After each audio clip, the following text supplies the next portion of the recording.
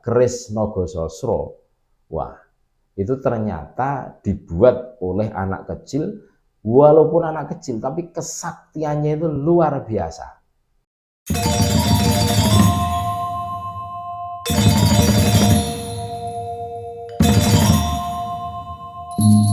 Assalamualaikum warahmatullahi wabarakatuh. Saudara-saudaraku sebangsa setanah air yang kami cintai, yang kami banggakan, yang kami muliakan dimanapun Anda berada.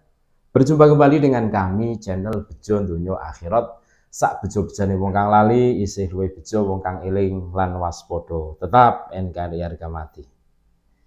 Kalau kita berbicara tentang leluhur kita, Nusantara, kita akan menemukan sesuatu yang sangat luar biasa.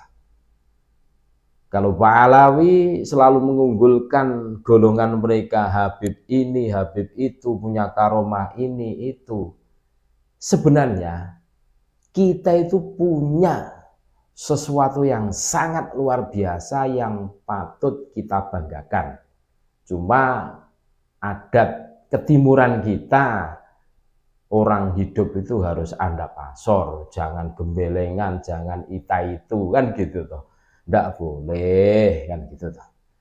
Nah, ini ada sejarah bahwa keris Nogososro, wah, itu ternyata dibuat oleh anak kecil. Walaupun anak kecil, tapi kesaktiannya itu luar biasa.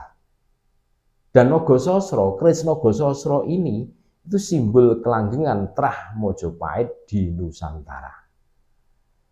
Jadi Tosanaji, keris Nogososro merupakan salah satu pusaka paling ampuh yang pernah ada di Nusantara. Bahkan sampai saat ini keampuhan keris tersebut konon masih diyakini oleh masyarakat Jawa meski zaman semakin bertambah maju.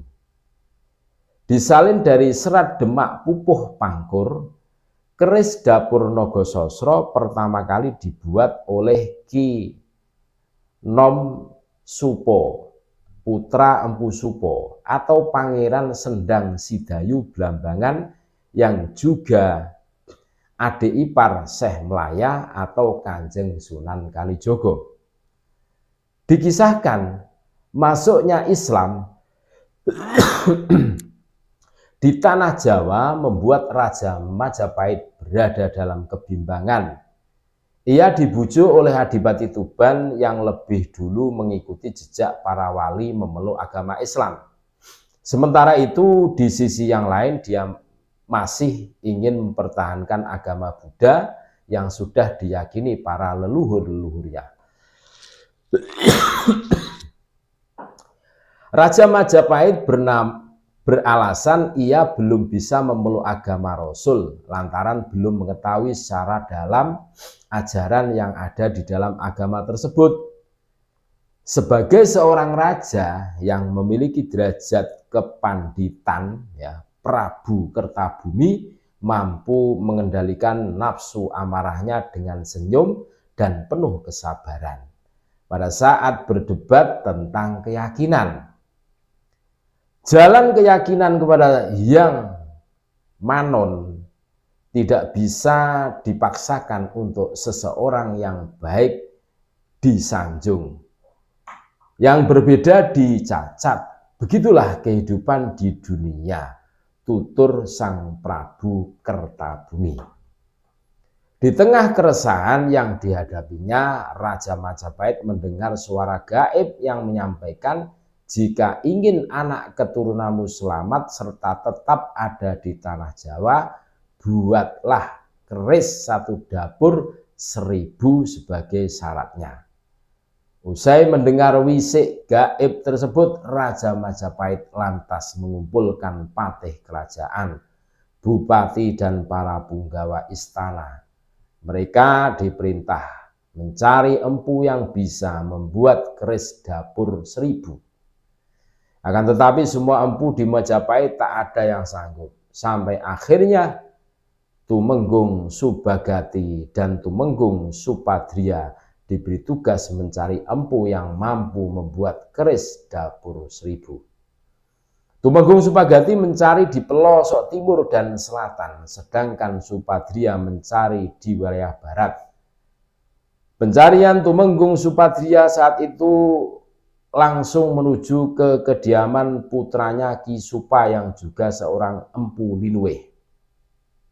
Setibanya di rumah Empu Supa, Tumenggung Supatria hanya mendapati cucunya Ki Nom Supa yang masih berusia 9 tahun.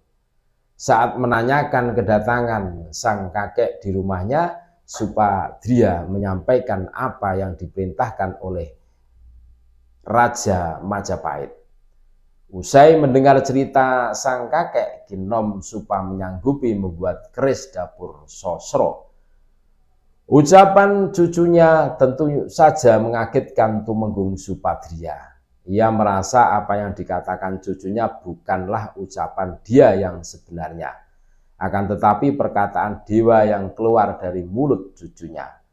Mendengar apa yang disampaikan oleh cucunya, Tumenggung Supatria lantas mengajak cucunya pergi ke istana untuk bertemu dengan Raja Majapahit.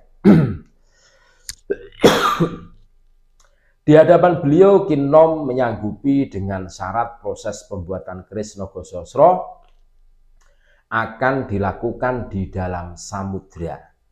Sementara itu, sang Raja Majapahit akan memberikan anugerah pangkat bupati jika Nom Supo mampu mewujudkan keris Nogososro. Sampai pada proses pembuatan, para bupati dan punggawa diperintahkan menjaga dan menunggu di pinggir samudra di utara Gresik siang dan malam.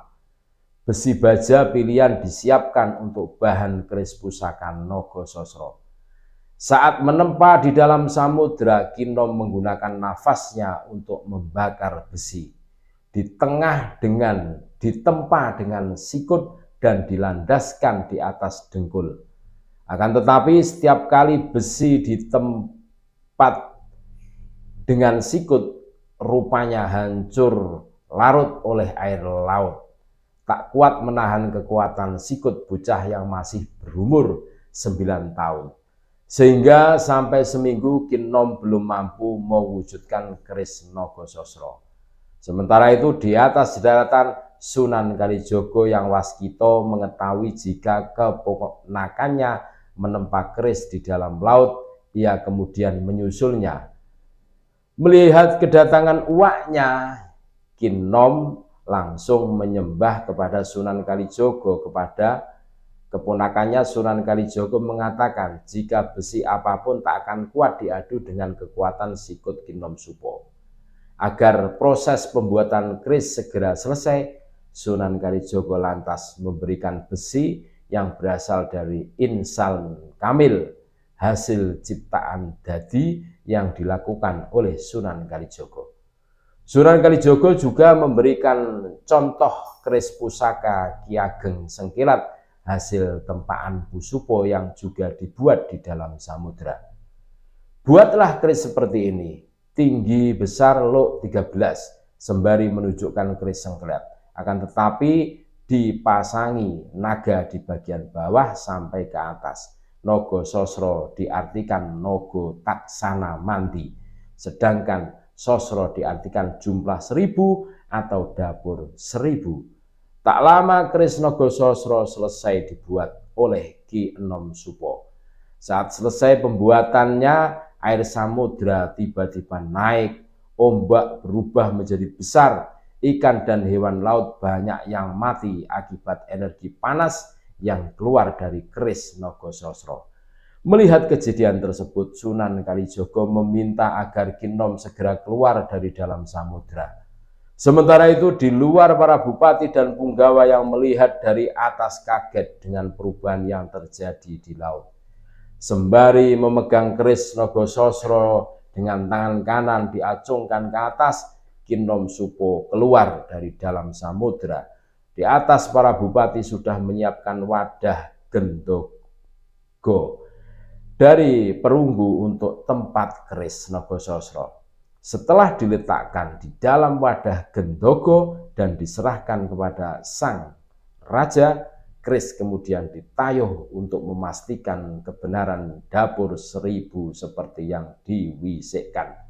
Setelah dinyatakan kebenarannya, Raja Majapahit lantas memberikan nama keris Luk 13 dapur Nogososro dengan nama Segoro Wedang dapur Nogososro.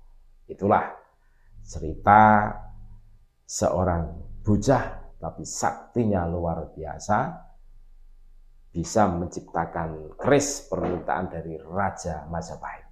Terima kasih, tetap NKRI harga mati. Wassalamualaikum warahmatullahi wabarakatuh.